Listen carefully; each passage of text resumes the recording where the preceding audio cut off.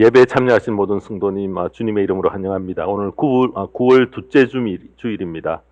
9월 둘째 주일은 저희 교회 창립 기념 주일인데 여러분들과 함께 하지 못한 아쉬움을 가지면서 우리 복음장로교회가 복음 전거의 귀한 사명을 계속 잘 감당하도록 교회를 위해서 열심히 더 기도해 주시기 바랍니다.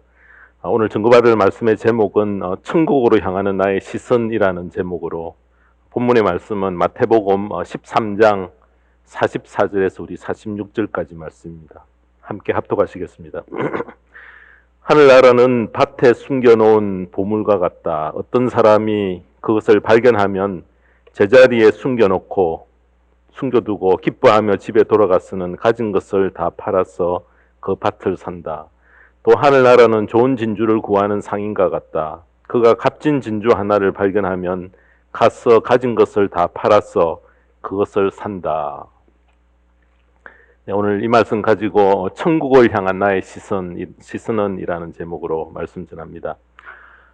좀 오래 전에 출판된 그런 책이지만은 베스트셀러로 또 목사님들의 설교 예화로 참 많이 인용되는 성공하는 사람의 7가지 습관이라는 책이 있습니다. 스티븐 콥이라는 분이 쓰셨는데요. 이분은 2012년도에 이미 세상을 떠나신 분입니다. 그 책에는 90대 10이라는 법칙, 90대 10의 법칙이라는 제목의 글이 있는데 제가 좀 인용할까 합니다.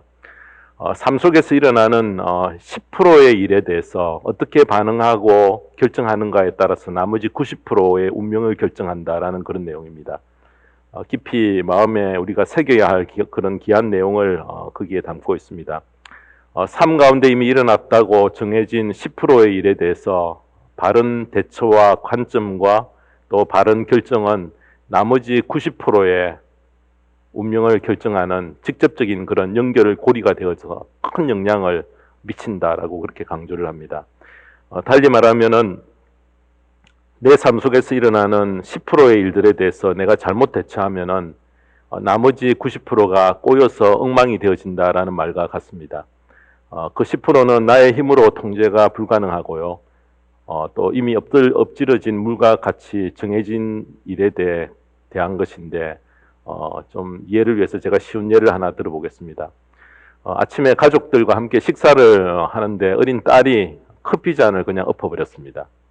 자, 그래서 출근하는 아버지의 양복에 이 커피가 줄줄 흘러내려 버렸다는 것입니다. 순간적인 실수로 이미 되돌릴 수 없는 일이 일어났는데, 자, 어떻게 반응하는가에 따라서 그 결과는 하늘과 땅 차이를 낸다는 것입니다. 커피잔을 엎은 그 딸을 향해서 아버지가 화를 벌컥 내자 아빠로부터 한 소리 들었던 야단을 맞은 이 딸의 얼굴이 확 구겨져 버립니다. 딸을 혼낸 다음에 또 화살을 아내에게 돌려서 왜 하필이면 커피잔을 그 식탁 모서리에 뒀느냐라고 그렇게 따지니까 아내가 대들며 목소리가 또 커졌습니다. 화를 낸 아빠가 수습을 한 뒤에 옷을 갈아입고 출근을 하려는데 기분이 상했던 이 딸이 식사도 못하고 그냥 삐쳐져 있다가 그만 시간이 지체되어서 타고 가야 될 스쿨버스를 놓쳐버리고 말았습니다. 아내도 출근해야 하기에 결국 딸을 학교까지 드랍하는 그 상황을 아빠가 감당을 해야 될 상황이 벌어져 버렸습니다. 그래서 딸을 차에 태우고 학교를 향해 가는데 학교 가는 길이 25마일 존입니다. 차 속력을 내지 말아야 되는데 늦었기 때문에 조금 속력을 내다가 경찰에게 걸려 티켓을 받게 되고 결국 출근 시간은 더욱 지체되어져 버립니다. 학교 정문에 도착을 했는데 딸은 화가 풀리지 않아서 뒤도 돌아보지 않고 학교로 그냥 들어가 버립니다. 그래서 회사에 들어가니까 30분 정도 이미 늦어져 버렸고요. 회사에 황급히 오느라 급히 가져 나와야 될 그 중요한 서류를 또 집에 놓고 와버렸습니다. 자, 이렇게 되니까 하루가 너무나 힘든 그런 시간들을 보내었고요.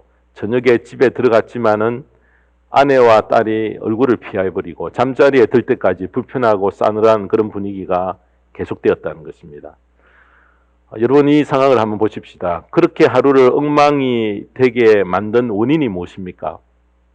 아침에 커피를 마시려 한 것입니까? 그 잘못이 있습니까? 아닙니다. 아니면 커피잔을 엎어버린 딸 때문입니까? 일은 그렇게 벌어졌지만은 그것도 아닙니다. 속도 위반 딱지를 뗀 경찰 때문에 또 모든 것이 망쳐버렸습니까? 그것도 아닙니다. 자, 이런 가정을 한번 해보십시다. 딸이 커피를 쏟았을 때에, 그래서 미안해할 때에 아빠가 다정하게 괜찮아 한마디만 했다고 하면은 정리를 하고 양복을 갈아입고 서류를 챙기고 다른 스쿨버스에서 아빠에게 손을 흔들며 인사를 하고 하루를 그냥 무사히 시작했을 것입니다. 자, 이미 엎질러진 10%에 해당되는 일에 대해서 어떻게 수습하는가, 바로 그것이 문제 해결의 핵심이었다는 것입니다. 사랑하는 성도 여러분, 하루를 어렵게 보낸 것은 딸이 커피를 쏟았기 때문도 아니고 아내가 식탁 모서리에 커피잔을 놓아뒀던 것도 아닙니다. 경찰관으로부터 티켓을 받았던 것도 아니고 커피잔이 엎어지는 불가피한 상황이 벌어졌을 때에 그 순간 괜찮아 라는 한마디로 수습을 했다면 하루 종일 별탈 없이 평온하게 모든 것이 넘어갔을 터인데, 문제의 발단은 바로 이 10%에 있었다는 것입니다. 어떻게 우리가 반응을 하고 어떤 각도에서 문제를 바라보는가에 따라서 90%에 해당되는 그 일의 운명이 결정이 되어진다는 것입니다.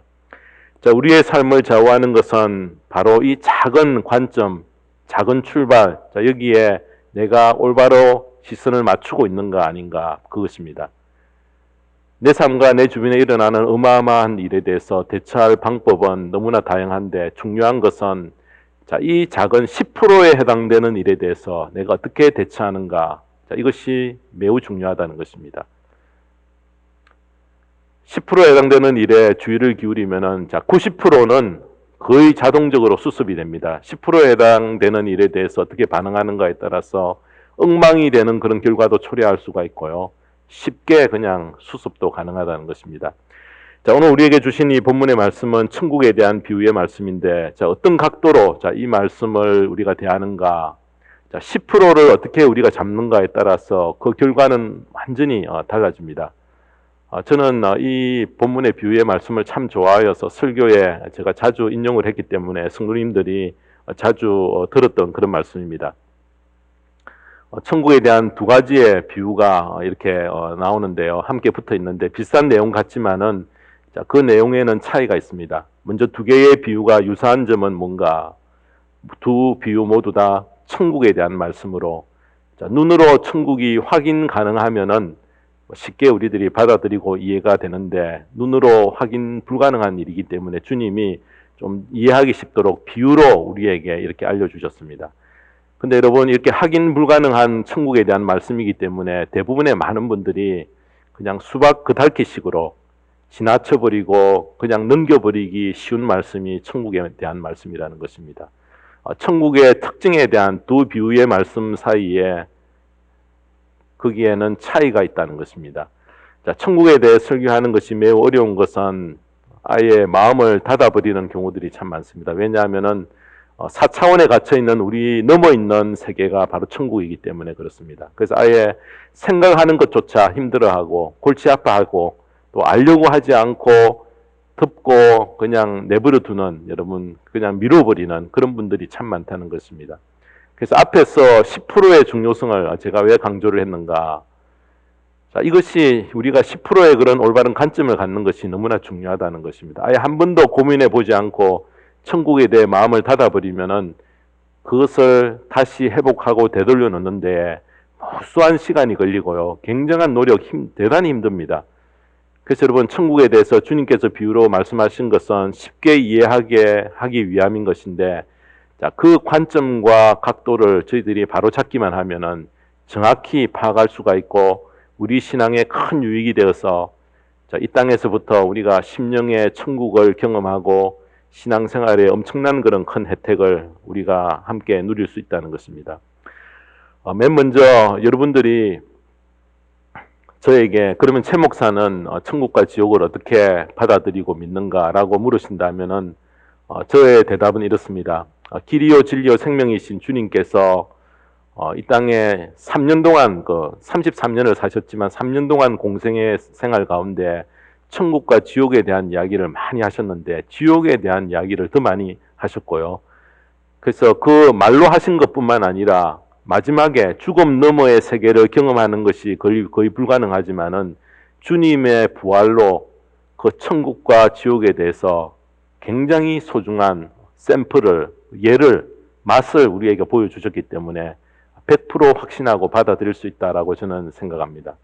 그래서 우리가 신앙생활 하면서 천국과 지옥에 대해서 분명한 로드맵을 가지고 신앙생활 하는 것과 그렇지 못하고 자충우돌 하면서 이렇게 우리가 신앙생활 하는 것은 너무나 엄청난 차이입니다. 천국에 대해서 10%에 해당되는 이런 관점과 바로 보는 시각을 갖는 것, 너무나 중요하다는 것입니다. 그래서 오늘 본문의 말씀을 통해서 천국을 잘 이해하시고요. 이 땅에서부터 심령의 천국을 누릴 뿐만 아니라 장차 죽음 이후에 갈 천국에 대해서 구체적인 여러분 소망과 믿음과 확신을 가지고 잘 예비하는 저와 모든 성도님 되시기를 바랍니다. 첫 번째 천국 비유는 우리가 흔히 밭에 감추인 보화라는 제목을 붙인 그런 비유입니다. 무엇이 밭에 감추어진 보화와 같습니까? 천국입니다. 천국은 밭에 땅속에 감추어진 보화와 같기 때문에 땅을 개간하는 자가 발견할 수 있고 천국을 누리는데 바로 이 천국은 바로 예수님을 가리키기도 합니다. 예수님은 밭에 깊이 감추어놓은 보화와 같고요. 그 속에 천국이 함께 감추어져 있습니다. 그 귀중함에 눈이 열려서 일찍 바른 관점과 방향을 정하여 깨닫는다면은 그분의 신앙생활은 굉장히 풍성해지고 은혜 충만한 여러분 그런 신앙생활이 될 것입니다. 우리 본문 44절을 보십시다. 하늘나라는 밭에 숨겨놓은 보물과 같다. 어떤 사람이 그것을 발견하면 제자리에 숨겨두고 기뻐하며 집에 돌아가서는 가진 것을 다 팔아서 그 밭을 산다. 보화인 것을 분별하는 눈을 가지면은 모든 소유를 다 팔아 그 보물이 묻혀진 땅을 살려 할 것이다 라는 비유입니다. 그런데 여러분 이 말씀을 도덕적 관념으로 따지는 것은 비유를 드신 주님의 의도를 좀 왜곡하는 그런 일들입니다. 간혹 성경 주석학자 중에 밭에 보화가 감추어진 것을 이렇게 발견했으면 밭주인에게 먼저 알려야 되지 않느냐라고 트집을 잡습니다. 그래서 비도덕적이고 비윤리적인 그런 비유다라는 그런 주장을 펼치는 분이 계신데, 여러분 이 비유를 우리가 항상 들을 때는 비유를 하신 주님의 의도, 쓰신 분의 의도와 그 뜻을 우리가 놓쳐서는 안 된다는 것입니다. 자, 비유를 우리에게 주신 주님의 의도가 무엇입니까? 천국이 보화로 감추어져 있다는 그런 관점을 가지는 것이 매우 중요한 것을 우리에게 깨우치기 위해서 이 비유를 주셨다는 것입니다. 보화인 것을 알면은 어떤 희생도 감수하고 모든 소유를 다 팔아 살려고 할 것이고 결국 그 보화를 위해서 나의 목숨까지 드리는 그런 자리에까지 갈 수 있다는 것을 강조하기 위함입니다. 평생을 신앙생활 했지만은 여러분 천국을 장래용으로만 여긴다든지 예수님을 죽는 순간에 붙잡아야 할 지푸라기 정도로만 여러분 생각하고 계시는 분이 여기에 있지 않습니까? 관점이 어긋나 있으면은 신앙생활의 방향이 엉뚱한 쪽으로 그냥 흘러가 버린다는 것입니다. 예수 그리스도와 천국은 여러분 그런 수준의 것이 아니라는 것입니다. 천국은 내 모든 것을 다 팔아서라도 반드시 사야 할 정도로 너무나 소중한 것임을 깨닫는 그 순간 우리 앞에 영안이 열리게 되어진다는 것입니다. 야, 이런 세계가 펼쳐지구나. 믿음의 세계라는 과연 이런 것이구나라는 것을 하나하나 펼쳐서 보여주시는 그 세계가 바로 이 바른 관점에서 출발한다는 것입니다. 자, 그렇게 되어지면 그분의 신앙생활은 달라지고요. 훗날에 하늘의 별과 같이 빛나는 그런 영광의 자리에 도달할 가능성이 크다는 것입니다. 자, 그러므로 예수 그리스도와 천국에 대해서 우리가 올바른 각도를 갖는 것 10%가 너무나 중요합니다.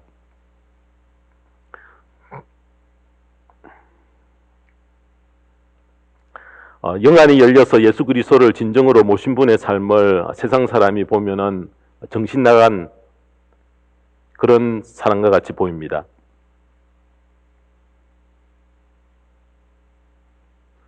을 빠진 자와 같이 그렇게 보인다는 것입니다. 뭘 보면 알 수 있는가? 시간이나 돈 쓰는 것을 보면은 얼마나 한심하게 여겨집니까?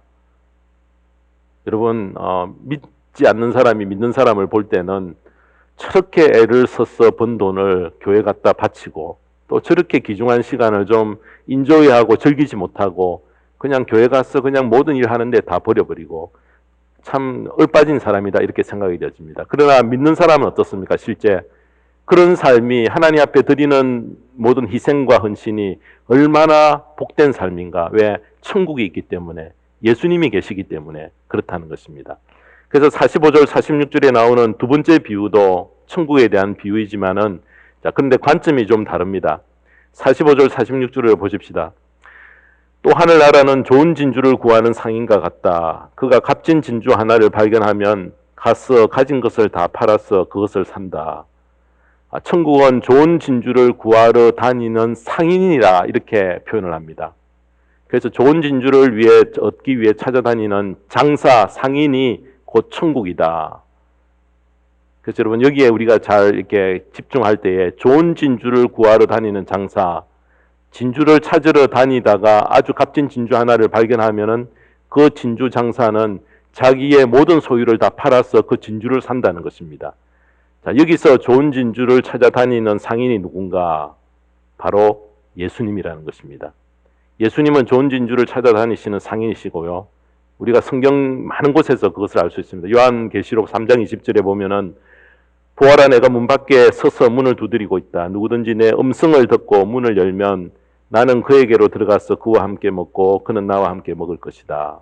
또 여러분 잃어버린 양 100마리 중에 잃어버린 한 마리를 찾아 나서는 목자의 비유가 있지 않습니까? 바로 그 예수님께서 발견한 아주 값진 진주가 바로 누굽니까?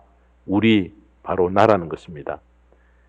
여러분 타락한 세상에서는 별 볼 일 없고 별로 내세울 곳이 없는 볼품 없는 그런 존재인 나를 아주 값진 진주로 주님께서 봐주시고 그렇게 대해주셨다는 것입니다. 그래서 모든 것을 다 팔아서 나를 사셨습니다. 예수님께서 나를 얼마나 귀하게 여기셨는지 피를 흘려 십자가에 달려 돌아가시는 희생의 값을 지불하고 나를 사셨다. 하늘의 높은 영광을 다 버리시고 이 땅에 아기 예수로 태어나신 것 하나, 거기에 관점을 맞추면 왜 그러셨을까? 나를 사시기 위해서. 10%의 관점을 바로 여기에 맞추면은 내가 엄청난 빚을 졌구나라는 것을 우리는 깨달을 수 있다는 것입니다. 자, 이 땅에 오셔서 온갖 고초를 당하시고 결국에는 십자가에 피를 흘려 죽으셨습니다. 당신의 자리, 당신의 영광, 당신의 권리, 당신의 생명까지 다 내어놓으셨다는 것입니다.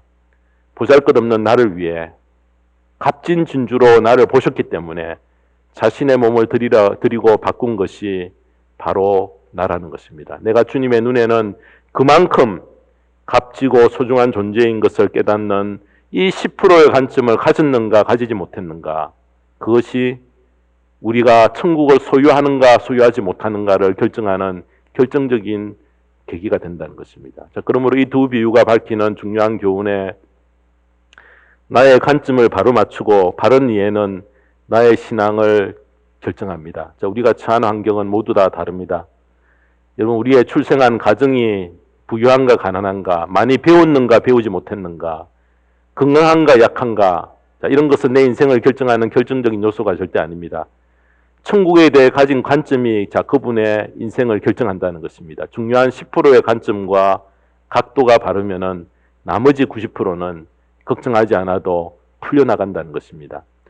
여러분 속된 세상은 우리를 천국의 반대편으로 끌고 가기 때문에 세상에 깊이 속할수록 천국과 예수님은 아주 무거운 짐덩어리가 되어버리고 맙니다. 여러분 그 속에 감추어 있는 보아의 관심조차 돌리지 못하게 만들어버린다는 것입니다. 그래서 천국 예수 이야기만 나오면은 한숨이 푹푹 나오는 분들이 얼마나 많습니까? 마치 보아가 묻혀 있는 것을 모르는 땅 주인은 땅을 쳐다보면서 한숨만 푹푹 쉬는 것과 똑같습니다. 왜냐하면은 땅을 지킬 사람을 또 고용해야 하고요. 또 철조망을 쳐야 하고 잡초를 제거해야 되고 세금 내어야 하기 때문에 감추어진 그 보물을 못 보는 한 땅 주인에게 그 땅은 애물단지가 될 뿐이라는 것입니다. 혹시 여러분 천국이 여러분의 삶 속에 애물단지가 되고 있지 않습니까? 사랑하는 여러분, 천국의 보물을 못 보면은 신앙생활이 피곤해지기 시작하는 이유가 바로 여기에 있습니다. 자, 그렇다고 하나님을 등지지도 못하는 것은 혹시여 등졌다가 벌 받을까 그런 두려움 때문인 것입니다. 어쩔 수 없이 양다리 걸치게 되면은 자유도 없고 기쁨도 없는 신앙생활을 지속할 수밖에 없다는 것입니다. 자, 우리가 몸담고 있는 세상은 돈과 금을 보화로 여깁니다. 눈으로 확인 가능한 돈과 금은 사람들의 시선을 끄는 힘이 있지만은 여러분, 천국은 영적인 세계이기 때문에 보이는 것만을 추구하는 사람에게는 전혀 매력적이지 못합니다. 세상에 그 오지에서 선교하시는 선교사님, 여러 곳을 돌아다니셨던 선교사님이 이런 간증을 제게 들려주셨습니다. 이 세상에서 돈 되는 일이 있다면은 어떤 오지라도 한국 사람이 찾아 들어간다는 것입니다. 그래서 여러분, 아프리카의 오지에 이런 곳에서는 사람 살 곳 못 된다라는 그런 곳에도 돈 버는 소스가 있는 곳에는 꼭 한국 사람들이 들어와서 거기에 연결되어 계신다는 것입니다. 어떻게 가능한가? 바로 돈의 위력 때문입니다. 자, 그래서 한국 사람 대단한 민족이라는 말이 거기에서 나왔다는 것입니다. 만몬인 돈과 금은 사람을 자동적으로 끌어들이는 그런 힘이 있습니다. 그래서 주님께서 마태복음 6장 24절에 보면은 아무도 두 주인을 섬기지 못한다. 한쪽을 미워하고 다른 쪽을 사랑하거나 한쪽을 중히 여기고 다른 쪽을 업신여길 것이다. 너희는 하나님과 재물을 아울러 섬길 수 없다. 라고 말씀하신 이유는 하나님과 재물을 똑같이 주인 삼을 수 없기 때문에 그렇습니다. 자, 그렇다고 우리가 돈을 무시해서는 안 됩니다. 돈이 할 수 있는 능력이 있지만은 그러나 돈이 하나님의 자리를 대신할 수 없다는 것입니다. 천국과 맞짱으로 대결하려는 것은 비록 돈뿐만 아닙니다. 어떤 분에게는 권력이고 어떤 분에게는 자신의 욕망 성취가 하나님의 자리에 차지하고 있고 어떤 분에게는 건강이요, 어떤 분을 보면은 자녀가 하나님의 자리에 앉아서 모든 것이 자녀 중심입니다. 자녀가 이러면은 신앙도 다 포기해버리고 뒤로 밀어내버립니다. 우상이 되어서 그런 것이 1순위가 되어지면은 하나님의 나라 천국은 반드시 뒤로 밀려나게 될 수밖에 없다는 것입니다. 자, 우리가 살면서 무엇을 최고로 여기든 그 모든 것보다 우리가 앞세워야 할 것은 천국이요 예수님입니다. 그래서 우리는 이렇게 찬송합니다. 찬송가 94장에 보면은 주 예수보다 더 귀한 것은 없네. 이 세상 부귀와 바꿀 수 없네. 이 세상 명예와 세상 행복과도 바꿀 수 없다. 세상 즐거움 다 버리고 세상 자랑 다 버렸네. 하나님은 뒷짐지시고 우리에게 이런 요구만 하시는가? 그렇지 않습니다. 그 이전에 예수님께서 먼저 선수를 우리에게 치셨다는 것입니다. 예수님은 내가 예수님을 알기 전에 나를 위해 먼저 행하셨습니다. 시간적으로 따지면 내가 먼저가 아니고 주님이 먼저 나를 사랑하여 자신의 몸을 나를 위해 드렸다는 것입니다. 진주를 구하러 다니는 장사가 값진 진주를 만나 볼품없는 나를 보고 자신의 모든 소유를 팔아 그 진주를 사주셨다는 것입니다. 주님께서 먼저 희생하셨다라는 이 사실을 우리가 깨닫고 바로 인지할 때에 그 은혜에 보답하는 삶을 살아야 되겠다라는 마음을 갖지 않을 수가 없다는 것입니다.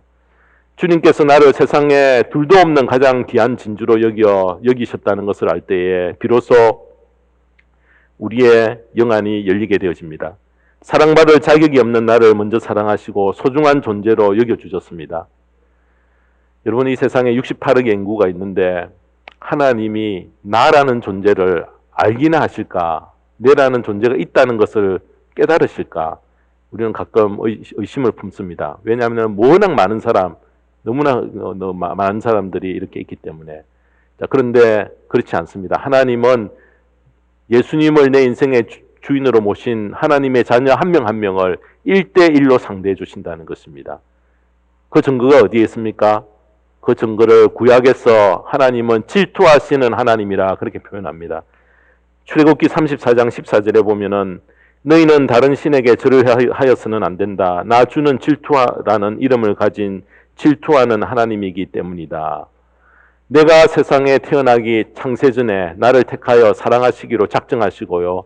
우리 각자를 하나뿐인 사랑의 대상으로 사랑해 주시고 우리를 선택해 주셨다는 것입니다.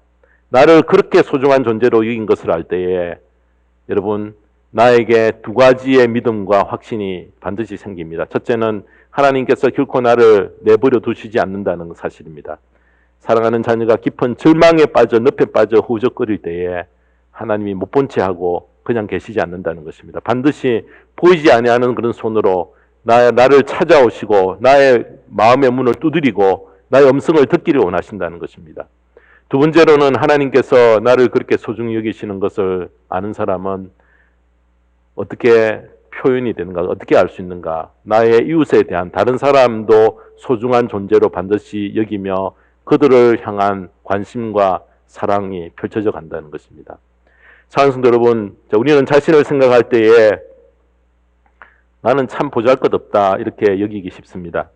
대부분 그렇게 여깁니다. 그러나 하나님의 자녀된 우리 모두는 각자 예수님의 핏값을 치룬 값진 진주로 여겨서 천국 백성을 삼아 주셨다는 것입니다.